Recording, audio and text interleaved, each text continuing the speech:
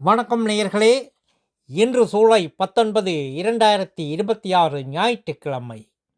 Norway Tamil முற்றச் செய்திகளுடன் கதிர். முதலில் தலைப்புச் செய்திகள். காட்டுத்தீ எச்சரிக்கை, குவியும் சுற்றுலா வருவாய், உணவும் மன நலமும். இனி விரிவான செய்திகள். காட்டுத்தீ எச்சரிக்கை. நோர்வேயின் பல மாவட்டங்களில் காட்டுத்தீ இடர் அதிகரித்துள்ளது. கடும் வெப்பத்தால் செடி கொடிகள் வறண்டுள்ளதால் திறந்த வெளியில் நெருப்பை பயன்படுத்த வேண்டாம் என அதிகாரிகள் பொதுமக்களிடம் கேட்டுக்கொண்டுள்ளனர். குவியும் சுற்றுலா வருவாய்.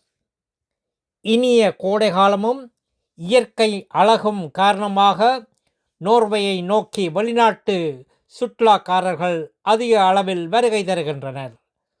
குறிப்பாக சீனாவிலும் ஐரோப்பிய நாடுகளிலுமிருந்து வருகை அதிகரித்துள்ளதால் சுற்றுலாத்துறையும் நாட்டின் வருவாயிலும் வளர்ச்சி கண்டுள்ளன. உணவும் மன நலமும்.